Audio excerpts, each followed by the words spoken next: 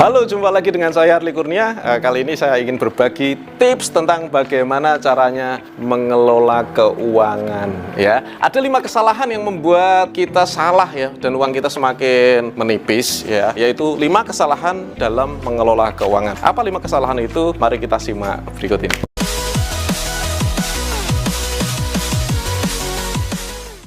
Kesalahan pertama adalah melibatkan perasaan. Jadi gini saudara, banyak sekali kita merasa bingung ya, kenapa uang kita nggak bertambah, kenapa kok menipis, lama kerja tapi nggak bisa nabung, karena Anda terlalu melibatkan perasaan. Ingat, uang adalah angka, uang bukan teman hidup kita, uang itu bukan tujuan, uang itu hanya sekedar angka, jadi nggak perlu Anda berperasaan. Nah, kebanyakan kita, kalau uangnya sedikit, kita sedih, kalau uangnya banyak, mendadak kita senang. Masalahnya apa? Masalahnya nggak senang uangnya banyak. Ya jujur, manusiawi, kita pasti senang uangnya banyak. Tapi over, nggak punya uang, sedih banget. Uangnya banyak, wah happy, hura-hura, keputusannya jadi keliru. Itu yang berbahaya. Jadi saudara sekalian, kalau Anda merasa, oh iya, saya masih banyak, perasaan saya terlibat di uang saya gitu ya, ngecek rekening, ya sedih gitu ya, berarti uangnya sedikit gitu. Gini loh saudara, uang adalah angka, hanya berupa angka. Angka itu bisa turun, bisa minus, bisa naik, bisa surplus, bisa turah-turah, bisa kurang, bisa macam-macam ya, tergantung bagaimana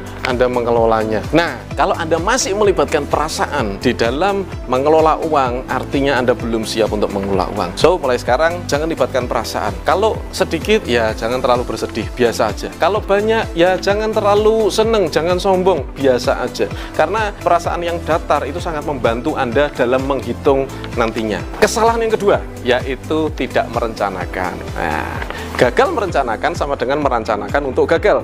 Itu prinsipnya. Jadi pada saat Anda dapat uang, terus Anda tidak merencanakan uangnya mau diapakan, secara tertulis ya, direncanakan dengan rinci matang-matang, maka uang itu akan nggak tahu kemana. Pernah nggak Anda ngerasakan gini? Ya saya dapat uang sih, tapi kok nggak ada sisanya? Tapi kok nggak ada rasanya? Hidup saya cuma gitu-gitu aja. Itu artinya Anda tidak pernah merencanakan keuangan Anda. Keuangan harus direncanakan. Anda dapatnya berapa, harus dipos-poskan dan lain sebagainya. Ya, jadi perencanaan itu sangat-sangat penting gitu. Sesuatu yang besar harus direncanakan. Apa yang terjadi kalau uang Anda tidak pernah Anda buat perencanaan yang tepat? Ini untuk apa?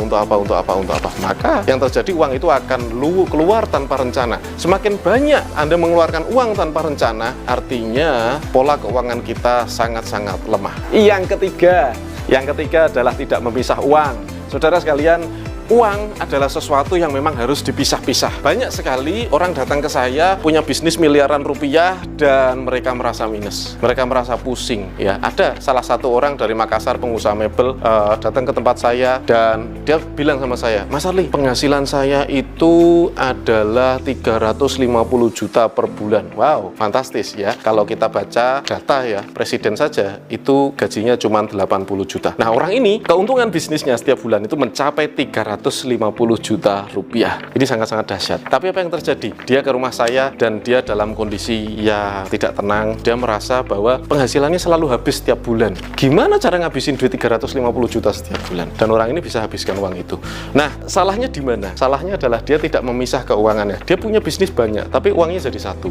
Padahal satu bisnis saja uangnya harus dipisah menjadi banyak bagian. Ya, tidak hanya bisnis. Anda yang bekerja pun sama. Anda habis dapat gaji, itu harus segera dipisah. Anda yang dagang, Anda harus minimal ya, ini tips saya untuk teman-teman yang dagang di kios, di pasar ya, pedagang asongan, Anda minimal 2 kaleng. Anda punya kaleng 2, satunya modal, satunya keuntungan, minimal itu. Belum lagi nanti untuk bayar sekolah, bayar listrik, bayar segala macam. Minimal kita harus memisah ya. Kalau nggak dipisah, maka uang itu berkumpul jadi satu dan kita akan sulit untuk mengaturnya. Supaya mudah untuk diatur, maka harus dipisah. Itu tips yang ketiga. Kemudian yang keempat, kesalahan yang keempat adalah banyak sekali orang yang tidak mencatat pengeluaran ya. Pengeluaran itu harus dicatat. Anda datang ke minimarket, Anda ada catatannya kan, ada struknya, Anda minta struknya. Anda beli bensin, Anda minta struknya. Supaya apa? Supaya mudah dicatat. Dan itu sangat-sangat membantu Anda. Anggaplah uang itu bukan uang Anda, tapi uang perusahaan Anda, gitu ya. Meskipun Anda bekerja, anggaplah itu adalah uang perusahaan Anda. Atau kalau Anda bingung, anggaplah itu uang istri Anda, gitu loh ya. Jadi Anda bisa mencatat nanti untuk laporan bulanan. Jadi kalau dicatat, Anda bisa tahu bulan ini saya mengeluarkan untuk apa saja dan jumlahnya harus sama, gitu. Tidak ada satupun pengeluaran yang tidak dilaporkan. dilaporkan ya, harus semuanya dilaporkan dengan rinci dan jelas. Supaya apa? Supaya mudah kita mengaturnya. Kemudian kesalahan yang kelima adalah tidak melakukan evaluasi.